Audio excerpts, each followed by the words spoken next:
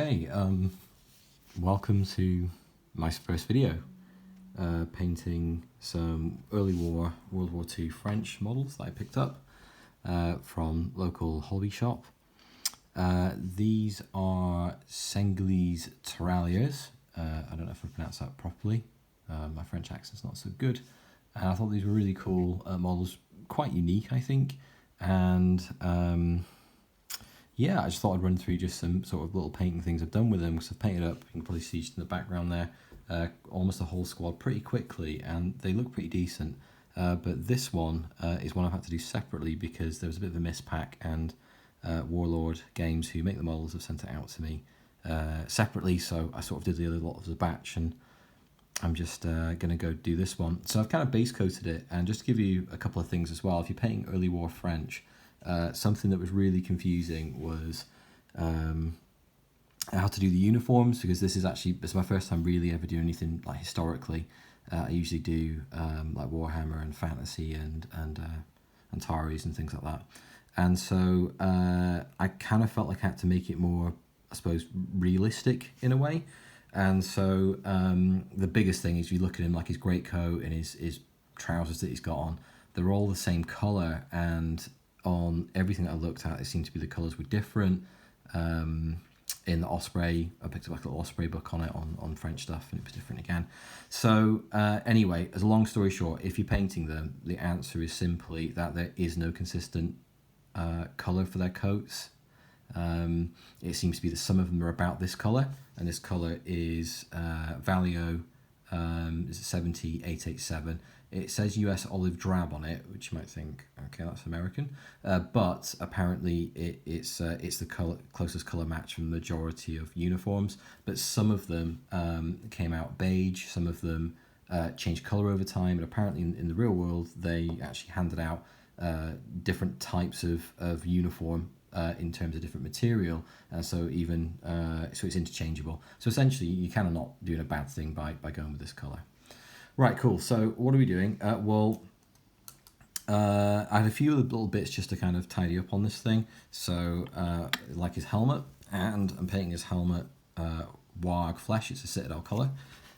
Citadel colours are absolutely brilliant now, I think. I've always used Citadel colour for lots of different things, and right the way back in the 1980s, where they used to come in those sort of really cool flip top lid things with that ace smell.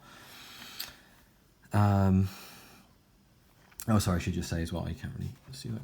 Okay, I've just mixed up a bit of the flesh stuff there, and add a little bit of water to it as well, to make it move a little bit easier. I'm just gonna sort of layer that on. Wild flesh is quite a nice colour. It tends to cover quite nicely, especially even over black, of course, which is the hardest colour to get a consistent coat over. And unlike some of the gaming Illuminati, like from some really popular videos who tell you to do two thin coats, with Warg Flesh, and considering what I'm going to do to afterwards, which is give it a really heavy wash, and that's kind of what I want to show you, really what this video is about, is that you only really need to put a single coat on it, because it just covers so nicely.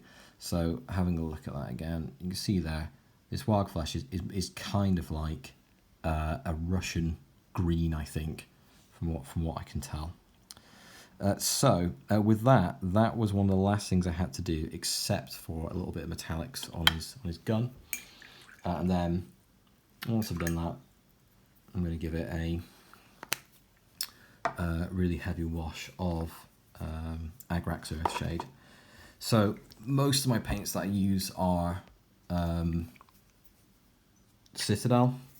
Really like I said, I really like Citadel paint, but I've just picked up that Valio stuff to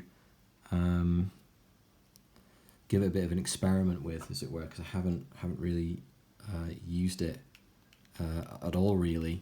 And when I was doing it, I thought, right, okay, I'll try a different paint. Okay, my iron breaker is just, I'm to mix this up a little bit because it's gone a bit funny. That seems to contradict what I've just said about Citadel paints being ace, but I have had it for ages and hardly used it. Just got a bit of a shake. Okay, let's see if this is going to come out a bit better, and it is. Yeah, that's fine. I realised, I think I did use bulk and metal actually on most of these. It's a much better base paint. These layer paints are much thinner, but actually it's going on pretty well, and you probably won't be able to see the difference once I put a wash all over it. From bulk and metal, it'll probably look fairly similar. So, just giving that a bit of a covering. Just being careful around the hands because these are quite small. If you've come to the like historical stuff as well from painting like 40k or some, especially recently as well, like 40k stuff.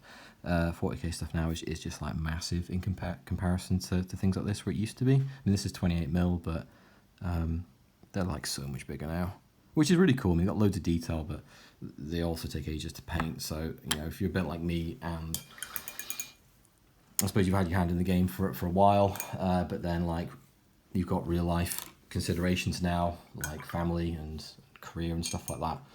I just don't have the time at all anymore to spend that time on it, really.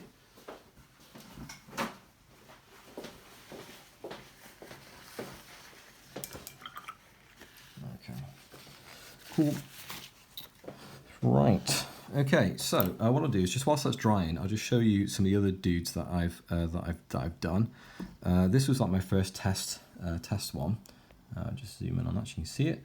And what I've done essentially is to kind of get it to the state that is a single wash of magic liquid. It's liquid skill is what people have referred to it to, and liquid skill is this stuff. Agrax Earthshade is without a doubt just utterly fantastic. Single layer of that. You can put it on fairly heavy actually if you want, and then just go over it. Just pick up some bits if you think it's going to pull too much. But it's just brilliant stuff. It looks okay when it's drying, and then when it dries, it just gives everything instant shadow and definition. And it's got basically it's like a brownie blacky wash. Absolutely brilliant stuff. And so as you can see, like with this dude here, I've kind of heavily washed it, and then what I've done is I've actually just gone back over some of the colours I used originally, and then given it an edge highlight. And that edge highlight is just for the green, it's just the same colour, that Valley Olive Drab, with a bit of white added to it, and kind of layered up. That's cool. Also top tip, if you're doing historicals as well, and you've got like lead models and they fall over in plastic bases, I've stuck mine on 2p coins, and I can tell you I've done the bases. Maybe another video if anybody's interested in that sort of thing. But again, I think they look slightly more realistic than what I usually do for fantasy stuff. But that's kind of what I wanted to go for. Right, okay. This dude, I think, is probably ready to maybe give a heavy wash on. Actually, not quite just yet. Feel free to skip ahead. His like water pouch and everything I've done with Xandri Dust. It's another really cool paint. It's one of those paints that when you start using it, you kind of like to use it in, like, it covers really nicely, and you know, put some Agrax over it and it always looks good. It's not kind of a irritating paint to use in that way. But because these are base coated in black, I'm having to do, unlike that Wild Clash for the helmet, I'm having to do 2 thin coats of it, just to make sure that it kind of covers quite nicely. Oh yeah, right, okay, so in terms of equipment as well, I recently switched to using, because I was trying to find some decent brushes that like didn't cost tons of money, and I recently switched to using these things. They're by Rosemary & Co. and they're just ace. They're a lot cheaper than Winsor & Newton's, which honestly I've never used, but I've told they're absolutely brilliant, and I really like them. They just kind of hit the price point of being like decent, but also not silly money. So inevitably, brushes will wear out, and or you'll accidentally get paint down on the ferrule, and all the bristles will start to go a bit funny. Okay, cool. Right, that's my dude. Done. So this is where the magic is gonna happen. We're gonna get this Agrax Earth shade on the go. Just whilst I'm waiting for it to dry, then I guess I'll go through some other paints and colours that I've used on it. So the like I said, the uniform is this thing. It's the Valio model colour series. It handles a little bit differently to Citadel. It's slightly thicker, it dries slightly matter. It's quite cool actually for historical stuff, I think, or maybe anything you want to add a bit of realism to. But yeah, I've used for the gun stock. I've used Mournfang Brown, which is a nice colour. I've showed you the Zandri Dust that I've used for his water pouch and his straps and stuff like that. For his leather, like sort of backpack type bit thing there, and his kind of little leather thingy down there, I've used a Rhinox hide, which again is a really good paint, and I've also used it for the skin as well. But I'm going to highlight them up completely differently because it's weird in that you can use the same colour for two things, but actually when you highlight them, they look completely different. And so the highlights I used for the leather is a Scrag Brown, and then for the skin I actually add a little bit of the Gortha Brown into the skin tone, and it seems to look pretty good. So that's that. Right, this is looking dry, which means it's ready for liquid magic. Okay, so Agrax. Get a load of that on the palette like so, and I'm just gonna dump this all over it pretty much.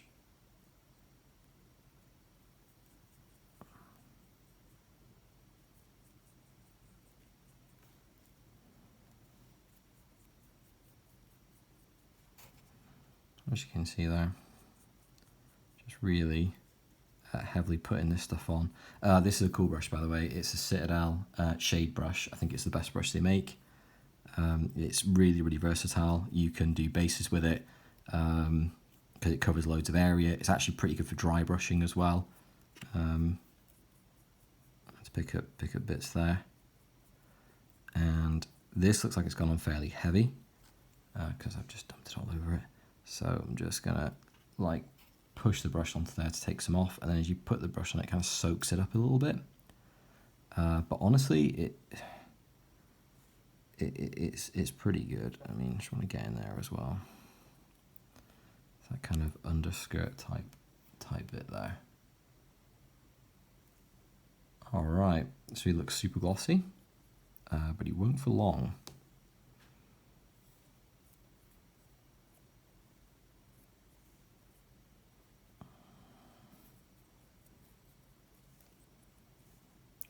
Okay, cool.